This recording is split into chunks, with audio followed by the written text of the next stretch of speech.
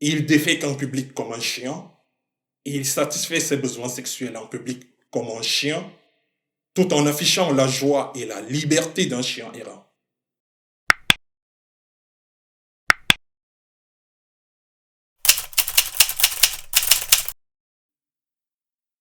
Mes chers amis, aujourd'hui, nous allons voir les cyniques. Rappelons d'abord que le mot cynique vient du grec ancien kynikos ou kinos, qui signifie chien. Dans l'usage courant, le mot cynique a une connotation négative. En fait, personne ne vous dira que vous êtes cynique pour vous faire plaisir. On le fera plutôt pour vous reprocher d'être un effronté ou tout simplement d'être un vaurien. Mais en réalité, le mot chien a un sens beaucoup plus ambigu. C'est-à-dire que aujourd'hui, on pourrait vous traiter de chien aussi bien pour vous offenser que pour vous complimenter. Prenons un exemple. Dans cette expression, ce très bon chien, cette expression est un peu plus ambivalente parce qu'elle peut désigner quelque chose qui a un impact fort et positif sur vous, quelque chose qui vous apporte une grande joie, mais elle peut aussi désigner quelque chose qui présente un niveau de difficulté élevé. Maintenant, nous verrons comment ces deux significations à propos du mot chien pourraient bien être utilisées pour détruire les philosophes que nous allons voir aujourd'hui.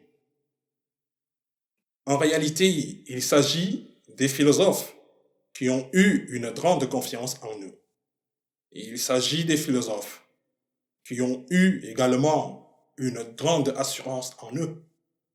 Et en plus, leurs différents exemples de vie ont un impact profond et certainement suscitent l'admiration de beaucoup d'entre nous.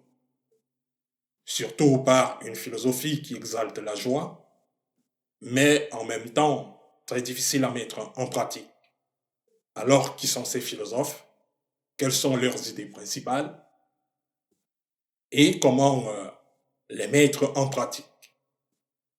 Aujourd'hui, ce sont les questions que nous allons aborder tout au long de cette vidéo. Maintenant, commençons. La philosophie cynique se caractérise par un mépris marqué pour la richesse, le confort, la célébrité et le pouvoir. Elle prône plutôt une vie simple, c'est-à-dire minimaliste, où chacun peut être heureux, quelles que soient les difficultés. La philosophie cynique cherche, d'une certaine manière, à ramener l'être humain à la nature, à lui permettre de satisfaire ses besoins fondamentaux sans perdre sa liberté et son autonomie.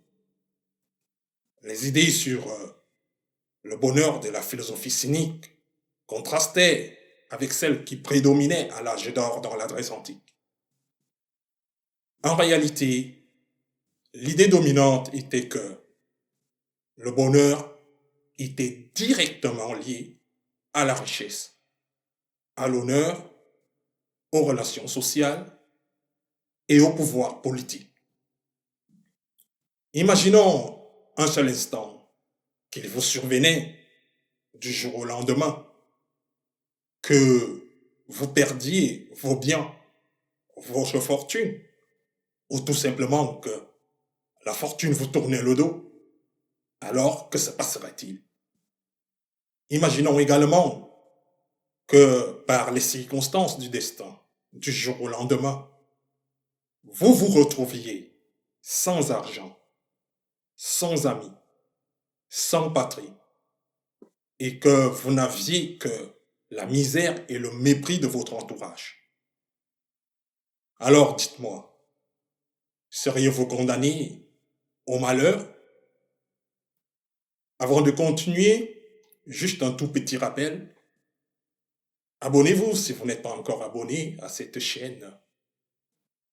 activez les notifications, mettez un j'aime et partagez ce contenu à vos proches ou aux personnes à qui ça pourrait être utile.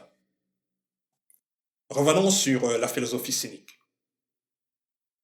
Tout à l'heure, je disais que, ou alors tout simplement, je posais la question de savoir si vous n'aviez que la misère et le mépris de votre entourage, seriez-vous condamné au malheur?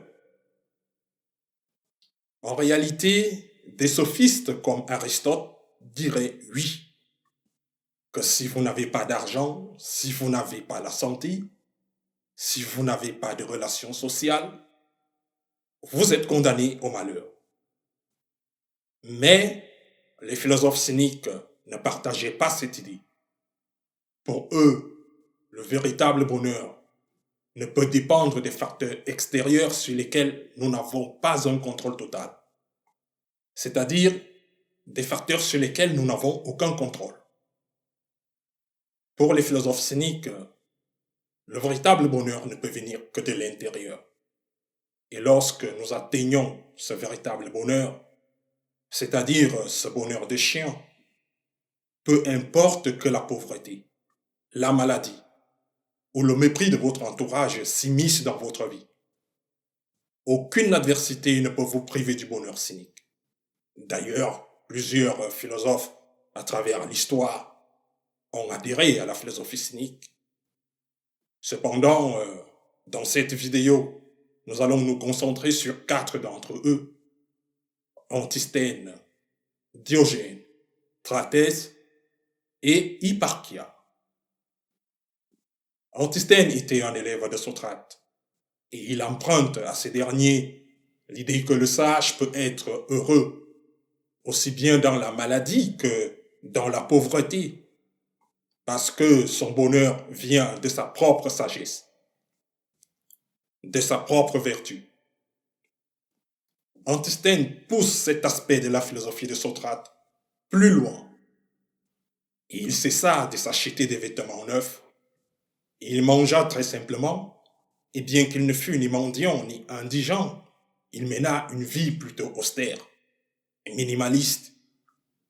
Il disait que si nous nous contentions d'une vie simple, c'est-à-dire au lieu de nous préoccuper de la richesse, de la gloire ou du pouvoir politique, notre esprit ne devrait se préoccuper que de satisfaire nos besoins fondamentaux et d'atteindre la vertu. Chez Antisthène, nous pouvons comprendre le mot vertu comme la capacité du sage à rester calme, à jouir d'une paix intérieure, inébranlable, une paix intérieure que même la poursuite de la richesse, de la gloire ou du pouvoir ne saurait effacer. Ce grand philosophe prône une vie heureuse et paisible, sans aucune perturbation. Pour lui, un sage est quelqu'un capable de conserver paix et joie en toutes circonstances. Antisthène n'était pas un sans-abri. Il était professeur. Et s'il était invité à une fête, il y allait, mangeait et buvait comme tout le monde. Mais l'essentiel pour lui résidait dans le fait de ne pas s'habituer au confort. Pour lui, si l'on s'habitue quotidiennement au bon vin ou aux mets exotiques, que se passera-t-il le jour où, pour des raisons économiques, on ne pourra pas se procurer du bon vin ou des mets exotiques? Antisthène pense que une personne habituée à ce confort, un jour, l'absence de ce confort sera une source de malheur. D'une certaine manière, les plaisirs auxquels on s'habitue deviennent maîtres de notre esprit. C'est pourquoi Antisthène prend du plaisir avec réserve. Pour lui, tout plaisir comporte un danger latent, parce que on s'y habitue facilement. Donc, soyez prudents avec les différents plaisirs. Retenez que Antisthène ne dit pas que la santé, la richesse ou les plaisirs sont mauvais en soi, mais qu'ils devraient être indifférents. Ce qu'il dit, c'est ceci. Nous devons apprendre à être heureux dans la pauvreté comme dans la richesse, dans la santé comme dans la maladie, avec ou sans confort. Continuons avec notre deuxième philosophe cynique, Diogène de Sinope. Ce nom vous dit certainement quelque chose. Nous ne pouvons pas parler de Diogène sans mentionner Antisthène. Parce que, en réalité, Antisthène eut un élève qui deviendrait le plus grand représentant de l'école cynique, ou même de la philosophie cynique. Diogène de Sinope, aussi connu sous le nom de Diogène le chien. Notons que Diogène reprit les enseignements de son maître et les poussa à l'extrême. Si Antisthène vivait dans une maison, Diogène voulait vivre dans un tonneau. Si Antisthène gagnait un modeste salaire en tant qu'enseignant, Diogène devait mendier dans la rue. Antisthène était indifférent à la célébrité, à l'argent et au pouvoir. Pour Diogène, l'argent, la célébrité et le pouvoir étaient des motifs ridicules et de rejet. Diogène de Sinope poussa la philosophie cynique jusqu'à ses ultimes conséquences. En fait, il défèque en public comme un chien, et il satisfait ses besoins sexuels en public comme un chien, tout en affichant la joie et la liberté d'un chien errant. J'ai déjà parlé de cette attitude dans une de mes vidéos sur le stoïcisme, précisément le stoïcisme de Sénèque, où en introduction, je parle des Zénon de Kision.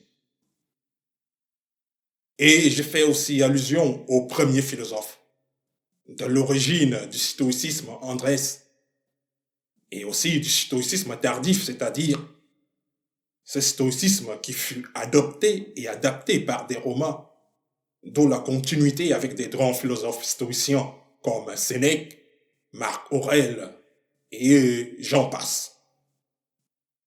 D'ailleurs, tu peux regarder mes autres vidéos sur le stoïcisme, parmi tant d'autres. Et surtout, n'oublie pas de mettre un j'aime et de t'abonner si tu aimes bien ce genre de contenu. Alors, je disais que pour Diogène, les conventions sociales nous éloignent souvent du bonheur. Diogène disait que les normes de conduite et le respect des valeurs sociales étaient considérés comme des contraintes qui nous empêchaient d'exercer notre liberté individuelle. Est-ce que atteindre le bonheur signifie avoir une maison? Ou alors, inversement, est-ce que avoir une maison signifie atteindre le bonheur? D'une certaine manière, avoir une maison serait confortable, agréable. Mais pour avoir ma propre maison, il me faudrait probablement travailler de longues heures, voire de longues années, ou même travailler toute une vie, supporter un patron qui me trie dans une activité que je n'apprécie peut-être même pas.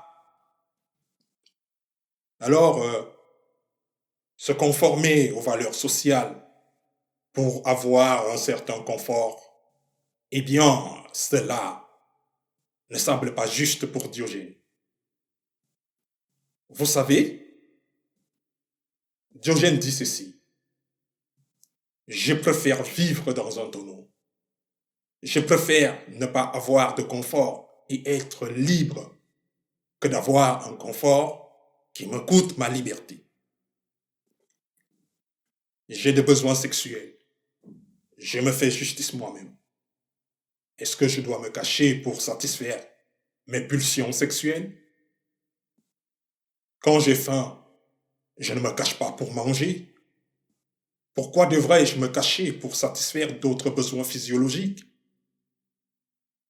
Ces démonstrations, c'est-à-dire les extrêmes de liberté de Diogène, ne sont pas seulement des exemples de cohérence entre sa pensée et ses actions, mais ses actions sont sa façon à lui d'enseigner sa philosophie et constituent d'ailleurs une partie importante de sa pédagogie.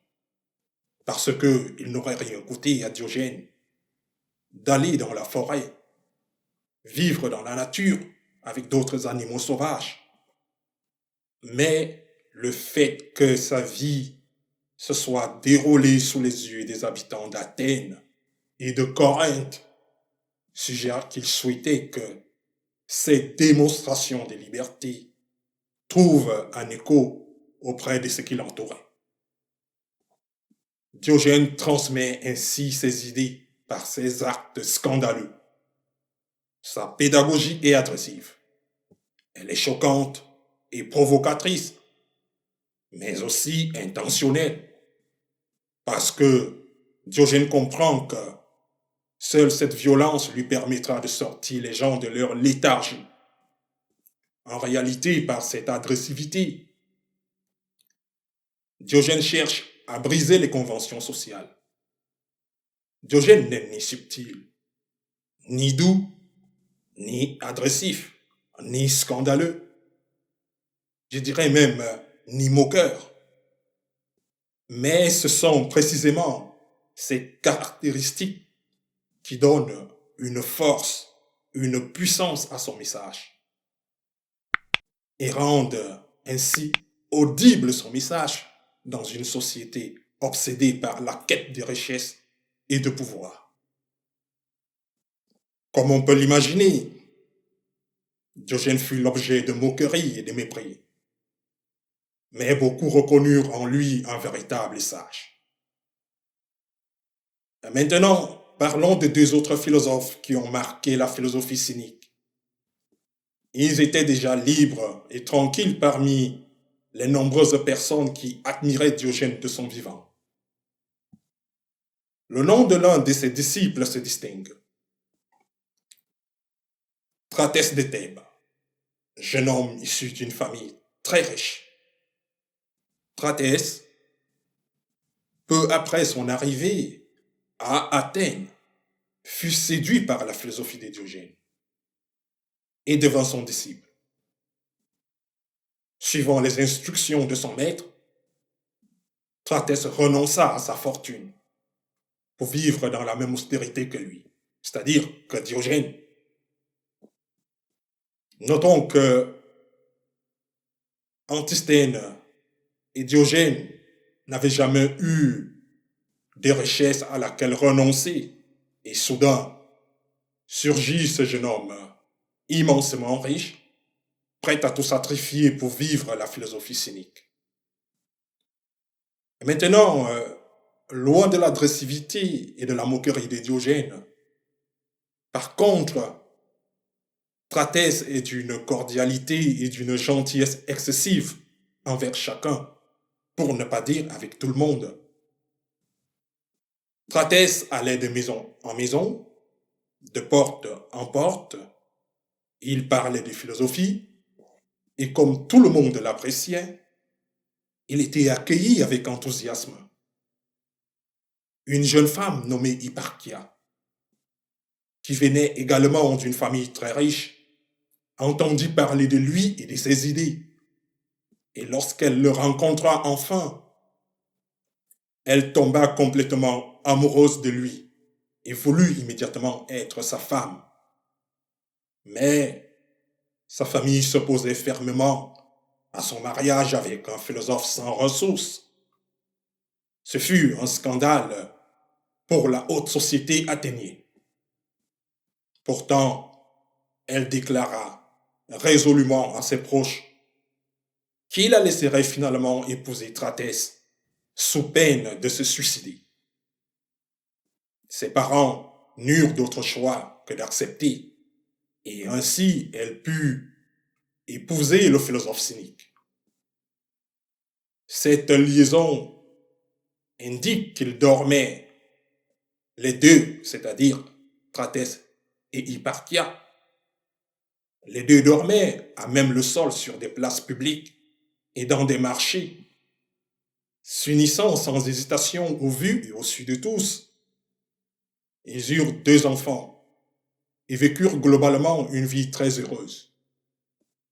Il semble que l'histoire de ce mariage soit une anecdote quelque peu banale dans le contexte de la philosophie cynique. Cependant, deux idées essentielles en ressortent que je voudrais souligner. Premièrement, que Hipparchia est déjà présenté comme l'une des premières philosophes de l'histoire.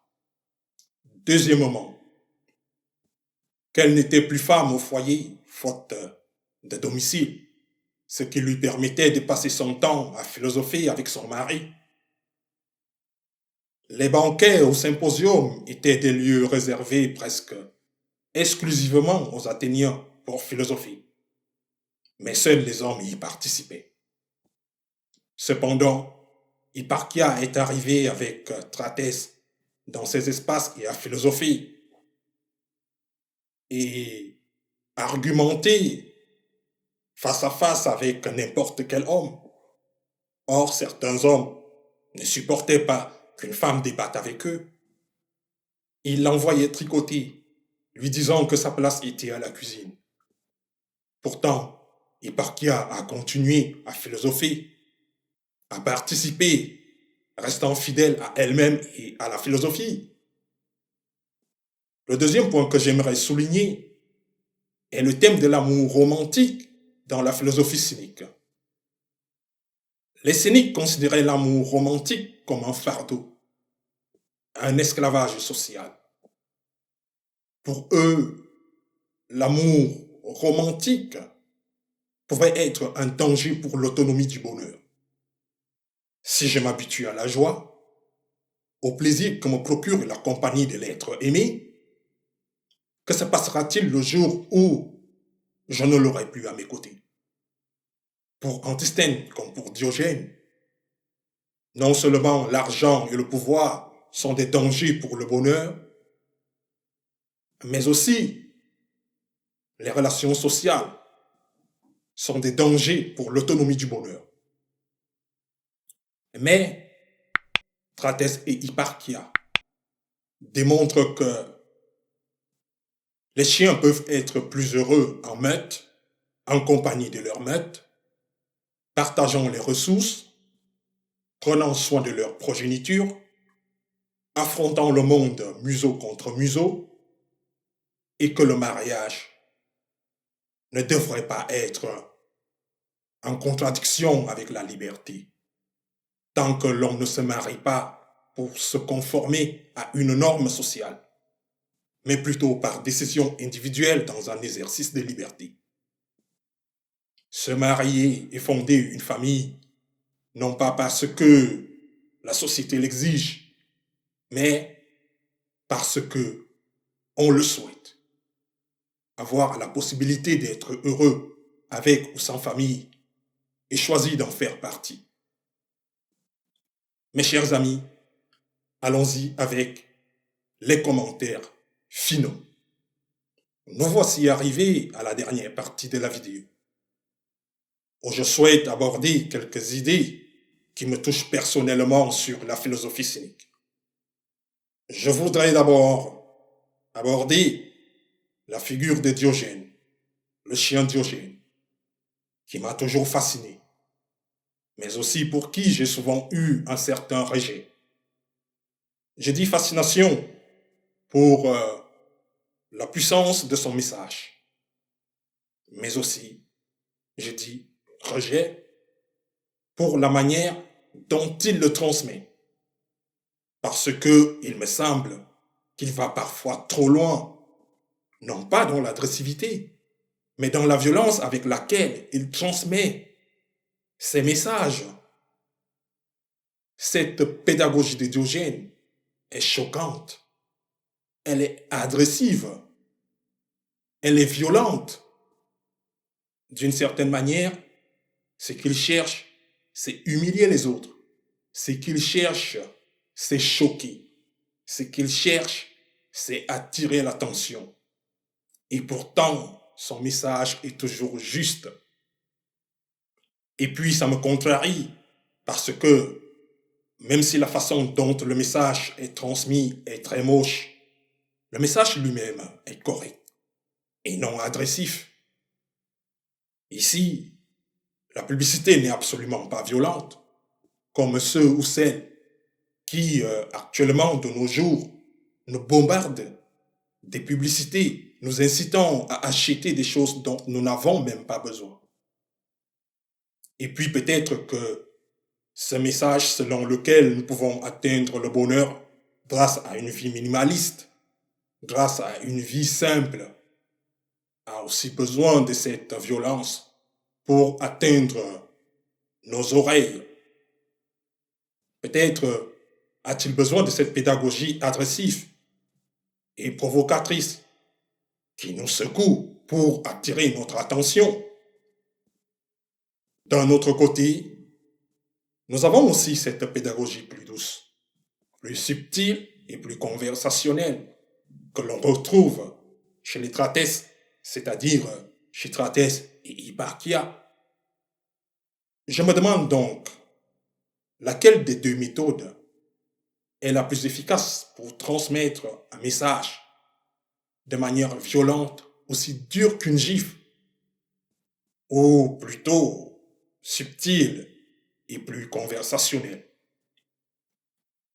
Et même si je n'ai pas de réponse très précise, j'ai tendance à penser que le monde a besoin de plus de Diogène pour transmettre ce message avec cette force et cette réflexion. Pour l'instant, j'aimerais que tu me dises lequel des 4 philosophes cyniques que nous avons vus aujourd'hui est ton préféré. J'espère que tu as apprécié la vidéo. Si oui, n'hésite pas à mettre un j'aime et à la partager. Cela m'aidera à toucher davantage de personnes. Merci beaucoup pour ton attention et à la prochaine. Au revoir, bonne nuit et bonne chance. Demain sera un autre jour.